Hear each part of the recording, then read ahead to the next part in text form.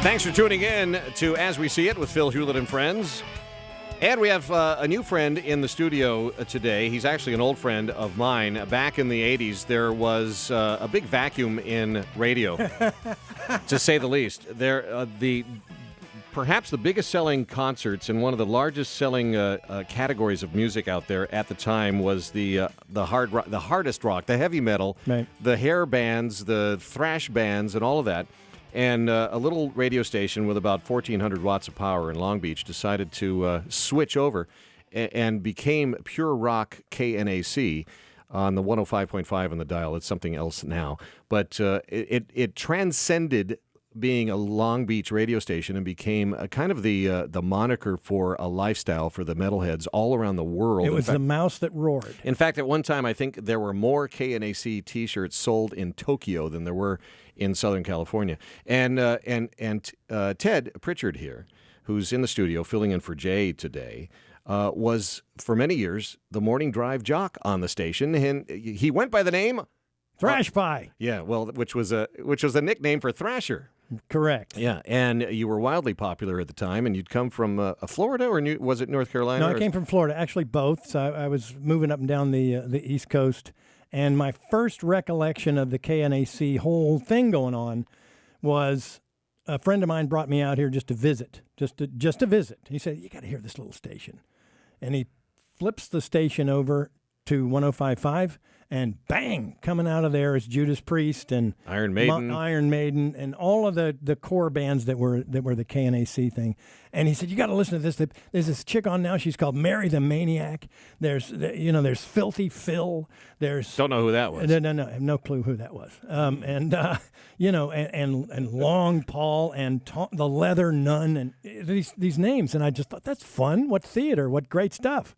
So I'm back to Florida. I started mailing tapes like a maniac. Tapes? What's that? Oh, cassettes. Yeah. In the mail. Right. Can think of it.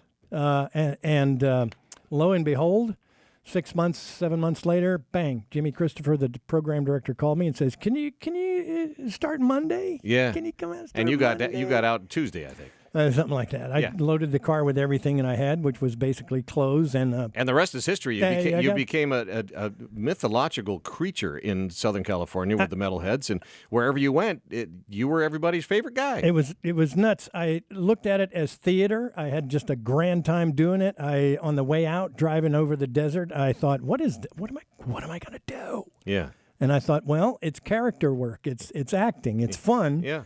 And it's nothing but it's Kiss.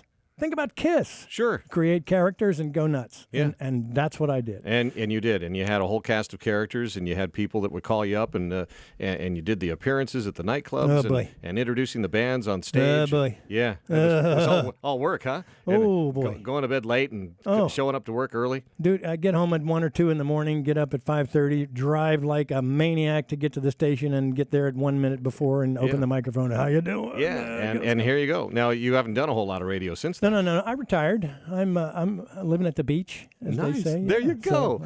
That's the life of a retired DJ. I like that. Some of it's, you don't expect you're going to be retired. Yeah. Well, which happens a whole bunch of the old fans of KNAC. I had a grand time doing that. And for those, if they're tuning in right now. I know they are. And I was going to say that any of those folks that are listening, my heart was truly in that, as everybody in that station was. We loved that. I quite honestly, I hadn't heard a whole heck of a lot of that music. Hadn't heard all of it. I was on rock stations, but we didn't do the Metallica back in Florida. No. We didn't do the Megadeths or any of that stuff. KNAC was on the cutting edge with all of that as far as radio was concerned. But here's the thing. What you talked about being all in, we had a duty to the audience, and I think that was special. I don't think a lot of radio stations have that anymore. You get that on this program. You get that on right this here program. On As We See It with Phil Hulett and Friends. We're doing this for you. That's why we brought Ted in here. Can I chime in with something real quick, Phil? No. Okay. All right, go ahead. Moving on. No, I just want to say I just got to meet you, Ted, yesterday. Actually, you came in a little bit earlier. You're super natural on the mic, real pleasant guy. Thanks. So it's no wonder that you became, a legend around here on that station. How much experience did you have before you came over to KNAC? I'd been bumping around radio stations for about almost 10 years. Okay. So I started in North Carolina, bumped around a couple of stations there, down to Atlanta real quick and back. Then to Florida. I was in Orlando. I was in Tampa. Look at back you. and forth, back and forth. From the South and come out here. That's right. Number one market, yeah. Yeah. Take over Hollywood. That's where that was the strategy. You start in a small market, Charlotte. Yeah. Which was a great station, and I will say in spirit, like KNAC was. Yeah. We were a family. Yeah. We lived and died for each other. Mm-hmm. And but see, all the hairspray was out here, so you had to they were all preppies. follow the Aquanet, and you found your way out to Hollywood. Yeah. All right, let's.